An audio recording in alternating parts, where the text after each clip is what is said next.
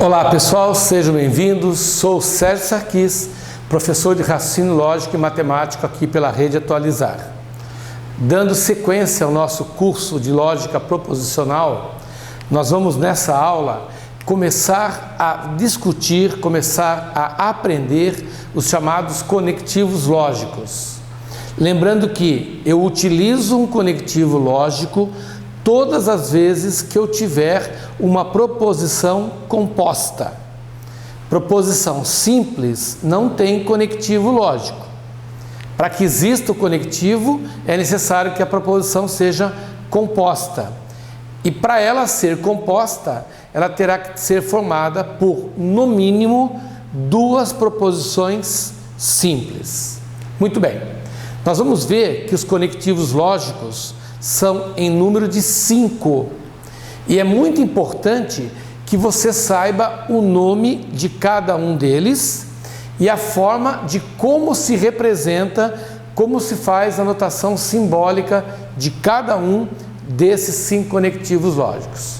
Então, nessa aula, nós vamos trabalhar com 2 conectivos chamados de disjunção.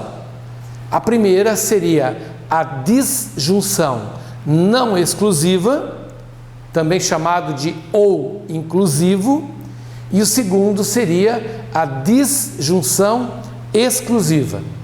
Então vamos lá. Começando aqui pela disjunção não exclusiva, cujo nome também pode ser chamado de ou inclusivo. Ou representação P ou Q. Então vejam que o ou é representado por esse símbolo. Então vamos para um exemplo. Eu venho aqui e digo assim, proposição P. 3 mais 4 é igual a 8, ou Brasília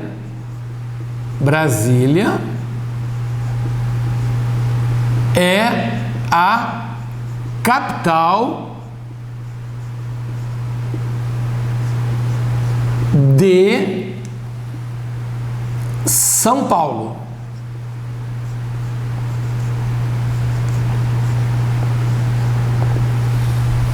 Muito bem. Então nós estamos diante de uma proposição que ele chamou de P, formada pelas seguintes proposições simples. 3 mais 4 igual a 8 é uma proposição, é uma sentença matemática, ela é uma proposição lógica, e Brasília é a capital de São Paulo. Então nós estamos diante aqui de 2 proposições. Vamos fazer assim, ó. Se nós chamarmos essa proposição composta de A, ela será formada por uma proposição simples P e uma proposição simples Q. Aqui vale a pena ressaltar que quando você dá nome a uma proposição, ela não precisa ser necessariamente uma letra maiúscula ou uma letra minúscula, né? Existem bancas, o CESP é uma delas, que representa suas proposições por letras maiúsculas. Então eu posso colocar a letra maiúscula, posso colocar a letra minúscula.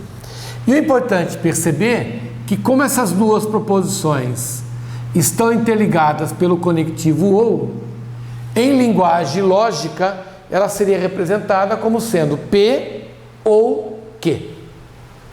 Perfeito? Muito bem. O que nós vamos ver agora é como se constrói a tabela verdade do conectivo ou, da chamada disjunção não exclusiva, ou, se você preferir, é o tal ou inclusivo. Então nós vamos construir aqui a chamada tabela verdade. Então você deve ter visto nossa aula anterior, onde nós falamos na chamada tabela verdade. Veja bem, nós estamos trabalhando com duas proposições. Então, são duas proposições. Com duas proposições, a nossa tabela terá 4 linhas. Então, relembrando aulas anteriores, né? Com duas proposições, a nossa tabela terá 4 linhas. Vamos montar uma tabela com 4 linhas. E muita atenção agora. Aqui nós vamos utilizar o conectivo OU. Então, eu estou querendo fazer a análise desse tal conectivo OU. Então, nós sabemos que a nossa tabela vai ter 4 linhas. Então, eu venho aqui, divido ao meio, formam 2, metade da metade, nós teremos as tais 4 linhas. Relembrando a aula anterior, tem 4 buraquinhos, sendo 2 verdadeiros e 2 falsos. Aqui eu tenho 4 buraquinhos, sendo 2 verdadeiros e 2 falsos, só que eu preencho de forma alternada. De tal forma que eu tenho 2 verdadeiras, 2 falsas, ou a primeira verdadeira, a segunda falsa, a primeira falsa e a segunda verdadeira. Dessa maneira, você faz todas as combinações possíveis. Legal.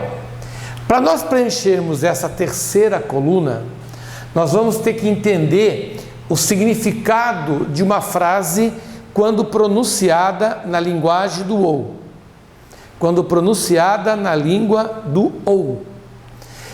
Para poder entender o preenchimento da tabela, eu vou usar um exemplo bem prático mesmo, para que a gente possa entender o porquê do resultado dessa coluna. Vamos lá. Vamos pegar um exemplo aqui, ó. Esse exemplo é muito legal, porque ele é um exemplo do dia a dia, é um exemplo do nosso cotidiano, e a gente nem para perceber que o fundamento está relacionado à lógica. Vamos lá. Vamos supor que isso aqui seja uma folha de um talão de cheque. Ok? Muito bem. E você cometeu a insanidade de abrir conta conjunta com alguém. Então você teve um momento de fraqueza, né? O porre foi grande demais e você resolveu abrir uma conta conjunta no banco com alguém. Então, nessa conta conjunta vão aparecer 2 traços e entre esses 2 traços vai aparecer o conectivo OU. Então agora você começa a entender o porquê da presença do OU. Olha só, vamos supor, aqui está o campo, aqui está o valor a ser preenchido, né? Aqui está o titular número 1 e aqui está o titular número 2. Veja bem, se esse cheque for assinado por apenas um dos titulares, só o número 1 assinou, o cheque vai passar. Quando bater no banco, se tiver fundos, o cheque vai ser compensado. Se o titular 2 assinou o cheque vai ser compensado. Claro que supondo que tenha fundos. Tem fundos? Tem assinatura do 2? Tá perfeito. Agora, se bater esse cheque no banco e as duas assinaturas estiverem presentes, isso vai fazer com que o cheque também seja pago. É claro que o cara que vai fazer a compensação do cheque ou o caixa do banco vai achar estranho, né? Mas por que duas assinaturas? Bastaria ter uma assinatura. Veja a frase que eu pronunciei. Bastaria uma. Mas se tem as duas, melhor ainda, porque daí um está sabendo o que o outro está fazendo. A única hipótese desse cheque não ser pago é a ausência total de assinatura. O cheque só não vai ser compensado se não aparecer assinatura nenhuma. Aí você fala, bom, mas o que isso tem a ver com o conectivo OU? Ora, o conectivo OU é que está te dando esse leque de opções. Vamos lá? Olha a tabela. O primeiro assinou, o segundo assinou, o cheque será compensado. O primeiro sócio assinou e o segundo não. Tem assinatura de um sócio, o cheque é compensado. Não importa qual deles, o cheque será compensado. A única hipótese do cheque não ser compensado é a ausência de assinatura. Pronto. Está entendida a tabela do conectivo OU. O OU, para ser verdadeiro, basta a presença de uma frase verdadeira. Ah, mas e se as duas forem verdadeiras? Melhor ainda. Mas a presença de uma frase verdadeira é suficiente para tornar verdadeira a sentença toda. Então vamos lá.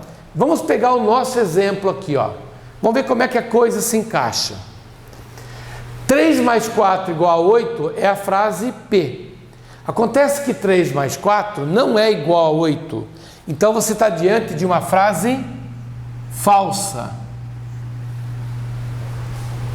Brasília, capital de São Paulo. Você está diante de uma segunda frase falsa.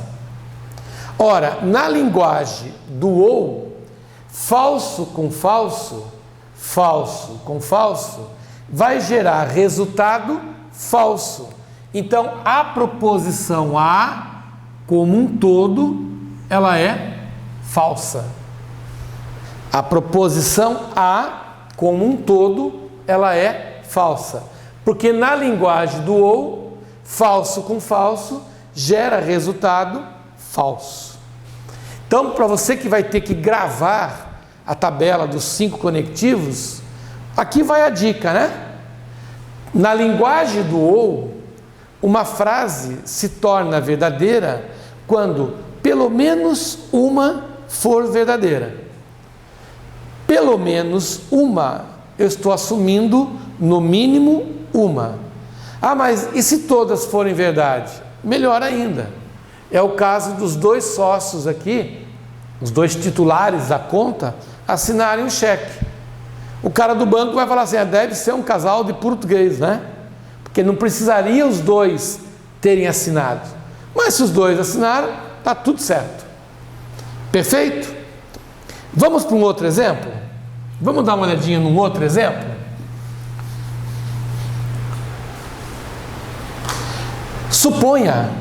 Suponha a seguinte frase B: 5 é menor que 6, ou 1 mais 1 é igual a 4. Eu estou usando aqui proposições matemáticas porque fica mais rápido da gente analisar, mas pode ser uma sentença matemática, como pode ser uma sentença comum, uma sentença com palavras. Eu estou usando aqui as sentenças matemáticas que fica mais fácil de responder, fica mais rápido, né? Então nós teríamos assim: primeiro, 5 menor que 6 é a proposição P. 1 mais 1 é igual a 4 é a proposição que, e entre elas, o ou. Ora, 5 menor que 6 é uma proposição verdadeira, porque de fato 5 é menor que 6. 1 mais 1 é igual a 4 é uma proposição falsa. E verdadeiro com falso na tabela do ou, olha aqui, ó, verdadeiro com falso na tabela do ou gera resultado verdadeiro. Então nós temos a frase B como sendo verdadeira. E observe que não importa qual delas é a verdadeira. O que importa é, uma sendo verdadeira, é o suficiente para, na linguagem do ou, o resultado total ser verdadeiro. Perfeito? Vamos pegar um exemplo aqui bem esdrúxulo, né? Vamos supor que apareça uma frase assim, ó. O logaritmo da raiz quadrada de 3, na base de raiz quadrada de 3 elevado a 4, vezes a tangente de 43 graus, multiplicado pela raiz de 13, é igual a 9. Ou 1 mais 2 é igual a 3. Só estou exemplificando, né? Aí o candidato, o aluno que está fazendo a prova, ele olha para essa primeira parte da frase aqui, ele fala, bom, essa primeira parte da frase aqui, vamos chamá-la de P, a segunda frase vamos chamá-la de Q, como o conectivo é o ou, então em linguagem simbólica, P ou Q. Aí ele vai e começa a analisar essa primeira parte da frase. E ele não percebe que a segunda parte da frase é muito mais fácil de ser analisada. De fato, 1 mais 2 é igual a 3. Ora, senhores, se eu estou falando na linguagem do ou, a presença de uma proposição verdadeira já é suficiente para tornar a frase toda verdadeira. Então eu não preciso perder tempo, ficar chorando ou xingando até a quinta geração do autor da questão, porque onde já se viu colocar essa questão, logaritmo, tangente, o cara está querendo o quê? Quer me ferrar? Não, ele está querendo ver se você tem um pouquinho de raciocínio lógico. Se essa parte da frase é verdadeira, pouco me importa o que vai acontecer com a primeira. Seja ela verdadeira ou não, o resultado da frase C, como um todo, será verdadeiro. Por quê? Porque na linguagem do ou, a existência de uma frase verdadeira já é suficiente para tornar a proposição toda como verdadeira. Então você tem que ficar atento a esses detalhes, né?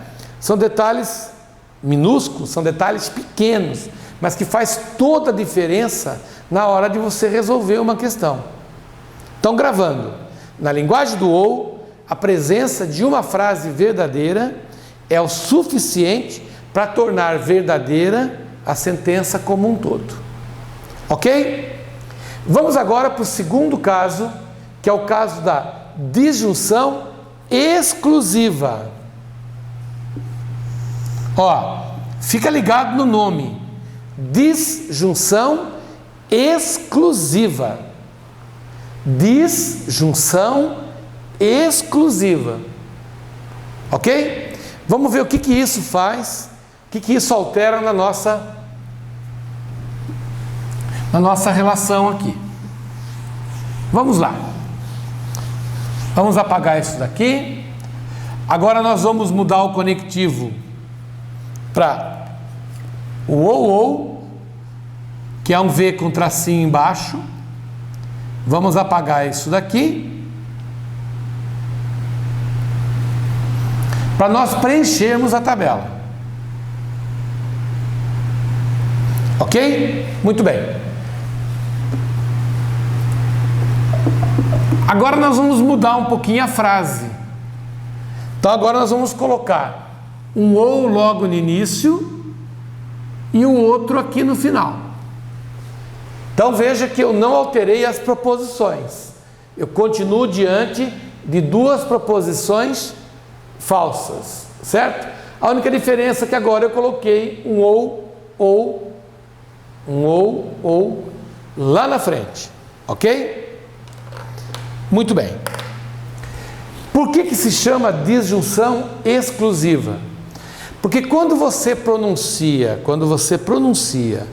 duas vezes a palavrinha ou, você está deixando bem claro para quem está te ouvindo que você vai fazer apenas uma delas.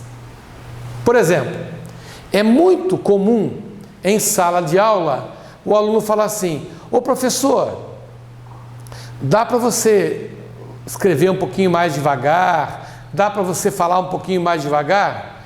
Porque ou copio a matéria do quadro ou presto atenção no que você está falando.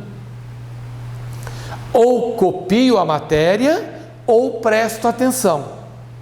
Quando o aluno pronuncia a frase dessa forma, ou copio ou presto atenção, ele está dizendo para quem está ouvindo que ele não consegue fazer as duas coisas ao mesmo tempo. Ou ele copia ou ele presta atenção. Não tem um ditado popular que diz assim: ou assovio ou chupo cana. É para deixar bem claro que eu não consigo chupar cana e assoviar ao mesmo tempo.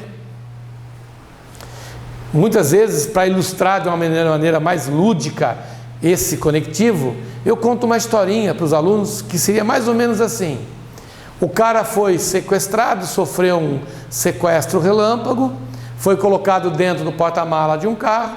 Aí os bandidos começaram a rodar pela cidade, esperaram escurecer e tal. Quando chegar uma determinada hora, o bandido abre o porta-mala do carro e pronuncia a seguinte frase: ou dá o dinheiro ou morre. Aí o amigo está contando essa história. Olha, para outro amigo: eu fui sequestrado semana passada e aconteceu essa situação, me colocaram no porta-mala do carro e tal. Aí o cara chegou, abriu o porta-mala e falou para mim assim: ou dá o dinheiro ou morre. Aí o seu amigo solta a seguinte pérola: tá, e daí? O que você fez? Ora, meu amigo, se eu estou falando com você nesse momento, é porque eu dei o dinheiro. Porque a frase era: ou dá o dinheiro ou morre. Se eu estou falando com você agora é porque eu não morri. Então percebam, a ideia do ou é de exclusividade. Por isso que ele se chama disjunção exclusiva. Ele só aceita que uma das duas frases seja verdadeira. Então isso, em termos de tabela verdade, seria o seguinte: a primeira frase verdadeira, a segunda frase falsa, tá legal, vai gerar um resultado verdadeiro. A primeira falsa e a segunda verdadeira, perfeito, gera um resultado verdadeiro. Voltando ao nosso exemplo: ou dá o dinheiro ou morre. Ele deu o dinheiro, portanto, ele não morreu. Ele não deu dinheiro, então ele vai morrer. Pode parecer estranho, mas na linguagem do ou, duas frases verdadeiras gera resultado falso. Assim como duas frases falsas gera resultado falso também. Por isso que o ou tem esse nome, disjunção exclusiva. Ele exige que apenas uma das frases pronunciadas seja verdadeira. Ele exige exclusividade no verdadeiro. Apenas uma é verdadeira, verdadeiro resultado final. Apenas uma verdadeira, verdadeiro resultado final. Ambas falsas, ou até mesmo ambas verdadeiras, gera resultado falso. Não resta a menor dúvida de que esse caso gera uma confusão na nossa cabeça, né? Como é que eu posso ter duas proposições verdadeiras gerando resultado falso? Quer ver um exemplo? Bem prático. Quando você chega para o teu filho e fala assim: ou te compro a bola, ou te compro a bicicleta. Você pronunciou duas vezes a palavrinha ou a bola ou a bicicleta. É claro que ele, sendo uma criança, ele não tem noção de que isso é disjunção exclusiva, mas ele tem noção de que, ao pronunciar duas vezes o ou, ele só poderá escolher um dos presentes. Escolhe a bola ou a bicicleta, nunca ambos. Se você der os dois presentes para ele, você não estará cumprindo o que você prometeu. Então, muito cuidado com esse ou, que é a chamada disjunção exclusiva. Ele só é verdadeiro quando apenas um for verdadeiro. Então, no nosso exemplo aqui, eu estou diante de duas frases falsas sendo interligadas pelo ou. Ora, na tabela verdade, duas frases falsas geram resultado falso. Então, na linguagem do ou, falso com falso gera resultado falso. Vamos pegar um segundo exemplo. Eu chego aqui e coloco assim: ou 5 mais 3 é igual a 8, ou 2 ao quadrado é igual a 4. Ora, 5 mais 3 igual a 8 é uma frase P. 2 ao quadrado igual a 4 é uma frase Q, interligada pelo ou.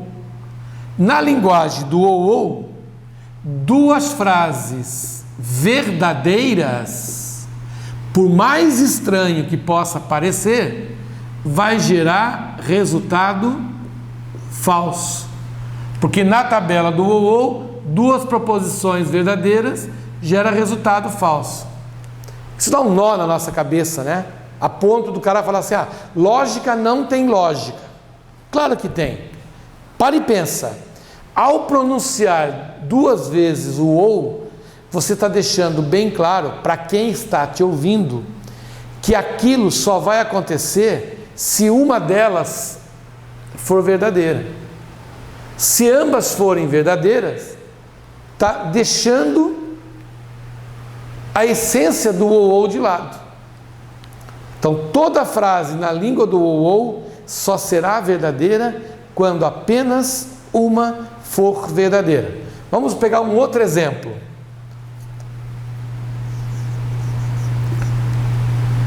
Ou 4 mais 3 é igual a 7, ou 1 é maior que 3.